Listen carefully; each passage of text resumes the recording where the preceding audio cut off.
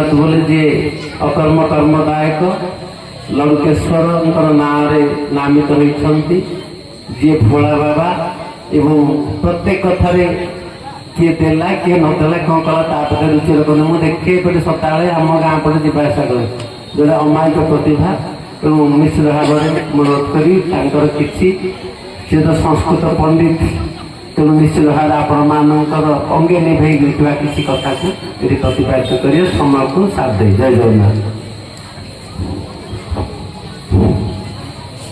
ओम नीलाचल निवासाय नित्याय परमात्मने बलभद्र सुभद्राभ्यां जगन्नाथाय नमः।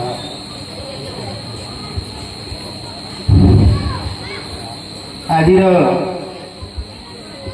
पूत पावन पवित्र सुनाथजीव ठाकुर प्रांगण में उपस्थित मोर समस्त सुधीवृंद मोर प्रत्येक एठारे उपस्थित भगवत स्वरूप मोर पूज्य गुरुजी एवं मोर अगणित श्रोता तथा मंचासीन व्यास बाबा एवं मोर बंधु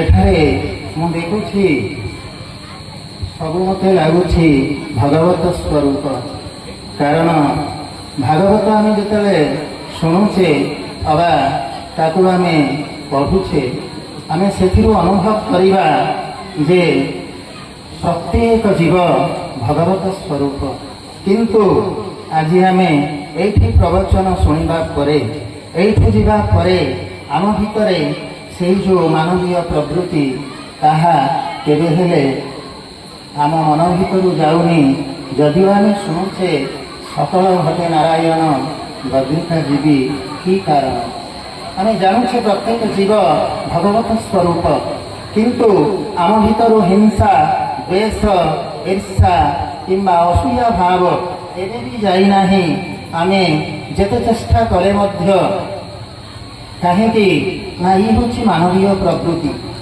किंतु मुझे कहबी भगवान स्वरूप को अनुभव करुवा प्रत्येक मनीष प्रत्येक जीव कहीं से माने ही पंडित जो माने समस्त भितर निजक देखते प्रत्येक को ईश्वर गोटे गोटे साक्षात प्रतिमूर्ति करी अनुभव करती से ही प्रकृत भगवत प्रेमी खाली प्रवचन देले किंबा एठी आम प्रवक्ता है कि किसी शुणिले ताहा किसी रूपायन हेनी एति मु अनुरोध करी निश्चित भाव में एठारे समस्त उपस्थित मोर गुरुजन मोर जो मैंने अच्छा पूज्य परम पूज्य से पाद पद्मे मुझे विनती करी आज आमको परिवर्तन होगाक पड़ो समाज आज जो दिग को गति करुछि तार भितर आम देखु श्रृंखला नहीं मनुष्य भितर संयमता नहीं आज समाज कलुषित होउछि दिन को दिन समाज अधोगति आड़क चली जाउछि सेतिकी केवल आम भितर जदि आम परिवर्तन आनी पारिबा केवल भगवत प्रेम भगवत भक्ति निष्ठा ता सहित मनुष्य को भल पाइबा मनुष्य भितर कहीं से दिन विवेकानंद को गुरु रामकृष्ण परमहंस कही प्रत्येक मनुष्य होती ईश्वर गोटे गोटे स्वरूप तेणु जनता जनार्दन सेवा हूँ प्रकृत सन्यासी व्रत तेणु सन्यासी जो हवा केवल जे आमर अभिलाष ता नुहे से दिन विवेकानंद को गुरु ही मुहाई देते से बाटरे आउ समग्र भारत वर्षर लक्ष लक्ष बुभुक्षु दरिद्र निष्पेषित जनतार सेवा पाई से विवेकानंद निजक उत्सर्ग कर तत्सहित आम अनेक साधु सन्थ को सन्यासी को देखुचे आज समाज रे किंतु केतेक कुष्ठित आउ कदच्य मना पाई आज साधु समाज आज कलुषित हो जाउछि लोकंग ऊपर विश्वास टूटी जाउछि ताहा କେବେ ଆମେ ଗୋଟିଏ ଉଦାହରଣ ନେଇକି ଆମେ ଯେ ଅବିଶ୍ୱାସ କରିବା ତା ନୁହେଁ। କାହିଁକିନା ଏ ସଂସାରରେ ଧର୍ମ ବୋଲି କିଛି ଅଛି। ଏହି ଧର୍ମ ଥିବାରୁ ସଂସାର ଚାଲିଛି। ସେଇ ଯୋଗୁଁ କୁହାଯାଏ ଧର୍ମର ଚାରିପାଦ ଥିଲା। ଯେତେବେଳେ ଧର୍ମ ବୃଷଭ ସତ୍ୟ ଯୁଗରେ ଚାରିପାଦ, ତ୍ରେତୟାରେ ଆସିଲା 3 ପାଦ, ଦ୍ୱାପରରେ 2 ପାଦ, କଳି ଯୁଗରେ ଆଜି ଗୋଟିଏ ପାଦ ଥିବାରୁ ଆଜି ଏ କଳି ଯୁଗର ସମାଜ, ଏଇ ମଣିଷ ସମାଜ ରହିଛି। କାହିଁକିନା ଆମର ସେଇ ଯୋଗୁଁ କୁହାଯାଏ ଯେ ଆହାର ନିଦ୍ରା ଭୟ ମୈଥୁନମ୍ ସମାନମ୍ ଏତତ୍ ପଶୁଭିଃ ନରାଣାମ୍ ଜ୍ଞାନମ୍ ତେଷାଂ ଧର୍ମ ହି ତେଷାଂ ଅଧିକ ବିଶେଷୋ ଜ୍ଞାନେନ ଅଥବା ଧର୍ମେଣ ହୀନାଃ ପଶୁଭିଃ ସମାନାଃ। ତେଣୁ ଧର୍ମ ଜ୍ଞାନ ଏଇଟା ନିଶ୍ଚିତ ଭାବରେ ଆମ ଭିତରେ ରହିବା ଉଚିତ। ଧର୍ମ ଧାରଣା, କିନ୍ତୁ ଏଇ ଧର୍ମ ଧାରଣା ନଥିବାରୁ ଆଜି ସମାଜ କ'ଣ, ପରିବାର କ'ଣ, ସବୁଠି କଳୁଷିତ ପରିବେଶ। ଆଜି ପରିବାରରେ ଅଶାନ୍ତି, ଆଜି ସମାଜରେ ଅଶାନ୍ତି, ଆଜି ସବୁଠି ଅଶାନ୍ତି, ଅଶାନ୍ତି ହିଁ ଅଶାନ୍ତି। ଶାନ୍ତି ଖୋଜୁଛି ମଣିଷ, କୋଉଠି ଶାନ୍ତି ପାଇବ?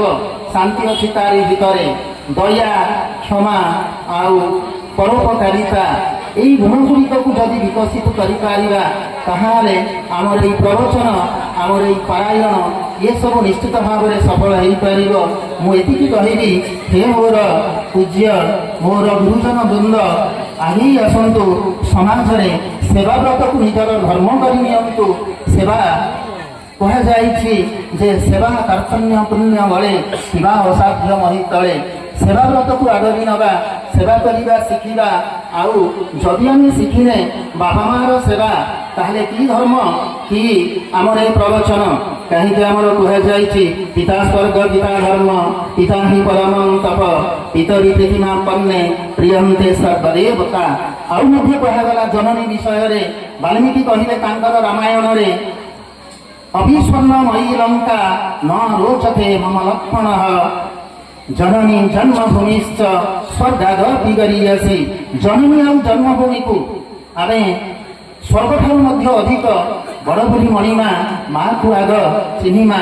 ସେଇ ଯୋଗୁଁ ମଧ୍ୟ ଚଳଚ୍ଚିତ୍ରରେ ମୁଁ ପିଲାମାନଙ୍କୁ ପଢ଼େଇଲା ବେଳେ କୁହେ, ଆଗ ବାପା ମାଆଙ୍କୁ ତୁମେ ଭକ୍ତି କର, ବାପା ମାଆଙ୍କୁ ସମ୍ମାନ ଦିଅ। କାହିଁକି? ଗୀତରେ ତୁମେ ଶୁଣୁଛ, କିଆଁ ଯିବିବୁ ମନ୍ଦିର, କିଆଁ ପୂଜିବି ପଥର, ମୋ ପାଇଁ ମୋ ବାବା ବୋଉ ଚଳନ୍ତି ଠାକୁର। ଆଗ ସେବା ଶିଖ, ଆଗ ବାପା ମାଆଙ୍କର, ଗୁରୁଜନଙ୍କର। ସେଇ ଯୋଗୁଁ କ'ଣ ମୁଁ ସଂସ୍କୃତ ପଢ଼ିଛି, ମୁଁ ସଂସ୍କୃତ ପଢ଼ିଛି। ମୁଁ ପିଲାଙ୍କୁ ବୁଝାଏ ଯେ ସକାଳୁ ଯେତେବେଳେ ତୁମେ ଉଠୁଛ ସେତେବେଳେ ତୁମେ ଆଗ ବାପା ମାଆଙ୍କୁ ପ୍ରଣାମ ଶିଖ। ତୁମର ପ୍ରଥମ ଗୁରୁ ହେଲେ ତୁମର ବାପା। ଆଗ ମା, ତାପରେ ବାପା। 4ଟି ଗୁରୁ, ମାତା ଗୁରୁ, ପିତା ଗୁରୁ, ଦୀକ୍ଷା ଗୁରୁ, ଶିକ୍ଷା ଗୁରୁ, ଦୀକ୍ଷା ଗୁରୁ। ଆମେ 4 ଷ୍ଟେଜରେ 4ଟା ଗୁରୁଙ୍କୁ ଦେଖୁଛେ। କିନ୍ତୁ ପ୍ରଥମ ଆମେ ମା। ମାଆକୁ ଯିଏ ପୂଜା କରି ଜାଣିନି, ମାଆକୁ ଯିଏ ସେବା କରି ଜାଣିନି, ତାହେଲେ ସେ କି ହବ? ସେ ପ୍ରବଚକ, ସେ କି ହବ ଏଇ ପାରାୟଣର ସେ ଶ୍ରୋତା? ତେଣୁ ଆଗ ସେବା ଗୁଣଟାକୁ ବିକଶିତ କର, ତାପରେ ସବୁ ହବ। ଅଧିକ ତ ସମୟ ନାହିଁ, ମୁଁ ଅଧିକ ବା କ'ଣ କହିବି? ଏତିକି କହି ମୋର ବକ୍ତବ୍ୟ ସାର କରୁଛି। ସମସ୍ତଙ୍କ ନିକଟରେ ମୋର ଏଇ ବିନତି, ଏଇ ପ୍ରାର୍ଥନା ଆଉ ଏଇ ପ୍ରଣତି ଜଣାଇ ମୋର ବକ୍ତବ୍ୟକୁ ଶେଷ କରୁଛି।